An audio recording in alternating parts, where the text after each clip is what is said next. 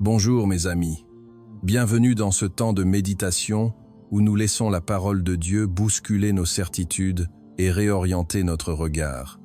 Notre société est construite sur une promesse, martelée chaque jour par la publicité, les réseaux sociaux, la culture ambiante. C'est la promesse du bonheur. Et le chemin pour y parvenir semble clairement balisé. Pour être heureux, il faut être riche, ou du moins à l'abri du besoin.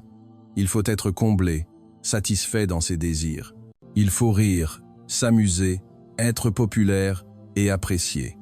La richesse, la satiété, le rire, la bonne réputation, voilà les 4 piliers du bonheur selon le monde. Et puis, nous ouvrons l'évangile d'aujourd'hui. Et nous entendons Jésus prononcer des paroles qui sont un véritable scandale pour notre intelligence et notre sensibilité. Devant ses disciples, il lève les yeux et dit « Heureux, vous les pauvres, heureux, vous qui avez faim maintenant, heureux, vous qui pleurez maintenant. » Et comme pour enfoncer le clou, il ajoute une série de malédictions terribles. « Malheureux, vous les riches, malheureux, vous qui êtes repus maintenant, malheureux, vous qui riez maintenant. » Soyons honnêtes, ces paroles nous choquent.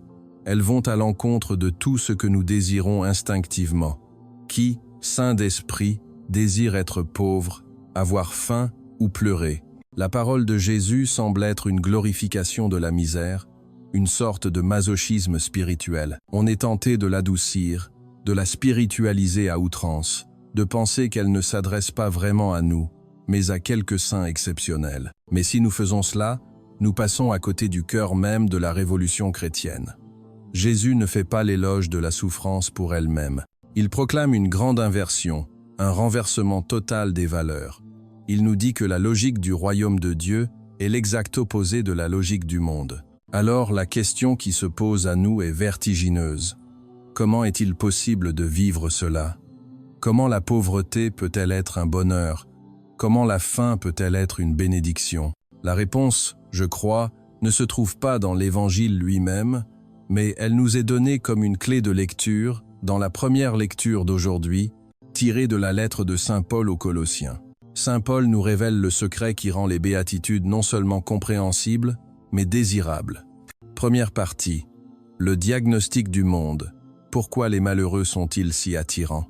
Avant de regarder les béatitudes, regardons en face les malheurs que Jésus dénonce.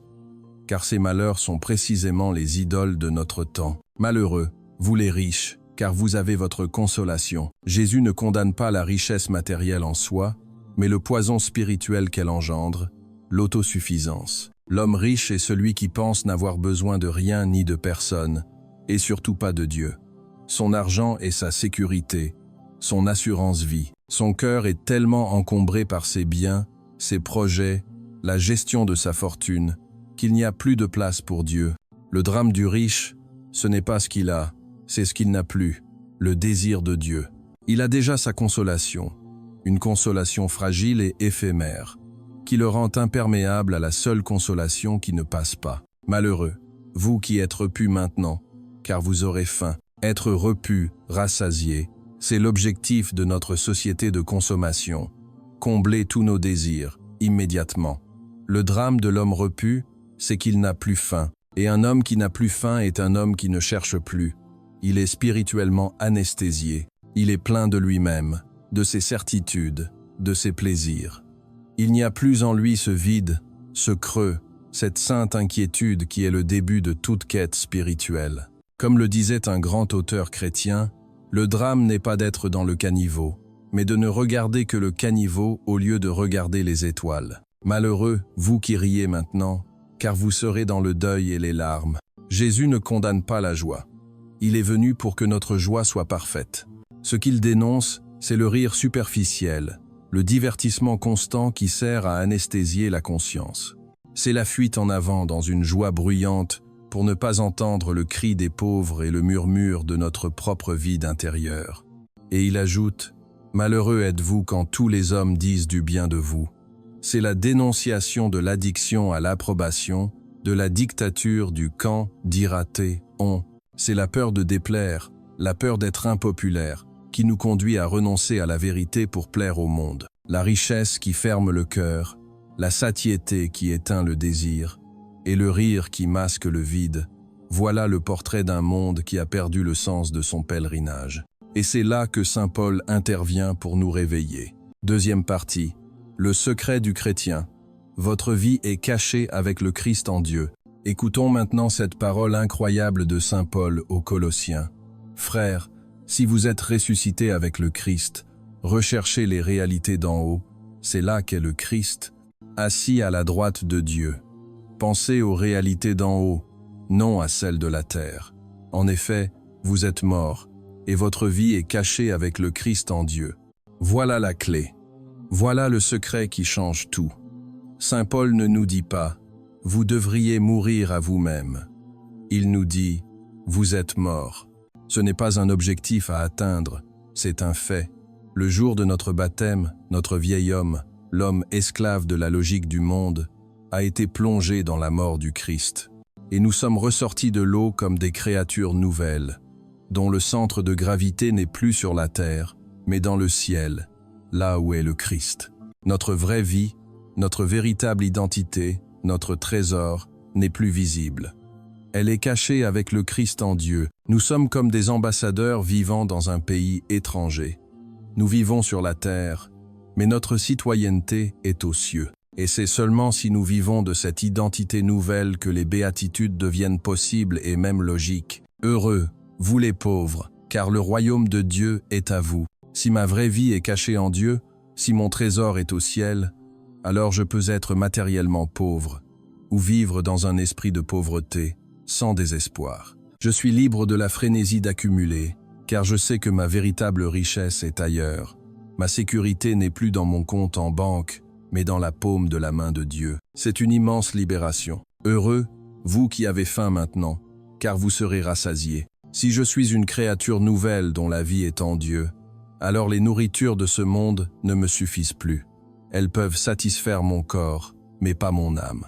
Je développe une autre faim, une faim de justice, de vérité, de beauté, de sainteté, une faim de Dieu.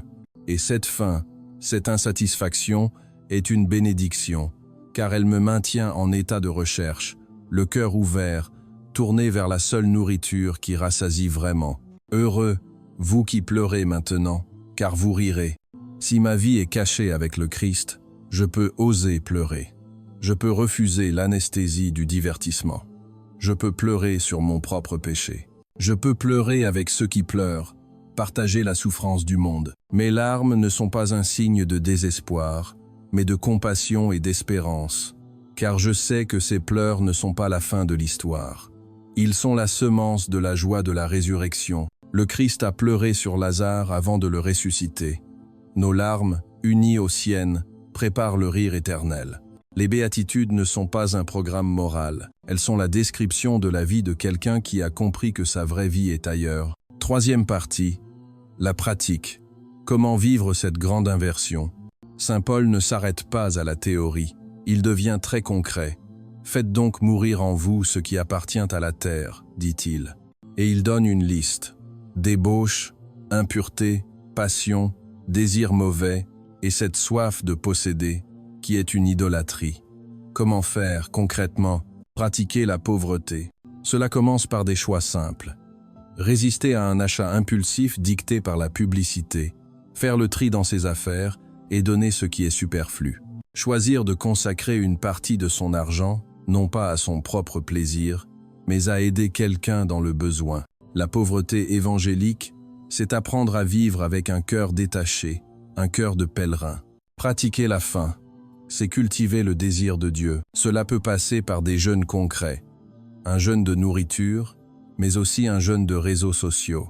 Un jeûne de paroles inutiles, un jeûne de plaintes. Chaque petit jeûne est un acte qui creuse en nous l'espace pour que Dieu puisse venir nous combler. C'est affamer le vieil homme pour nourrir l'homme nouveau. Pratiquer la compassion, pleurer avec. C'est refuser la mondialisation de l'indifférence dont parle le pape François. Concrètement, c'est prendre le temps d'écouter vraiment la souffrance d'un ami sans tout de suite donner des solutions. C'est prier nommément pour les victimes d'une guerre ou d'une catastrophe naturelle vue aux informations.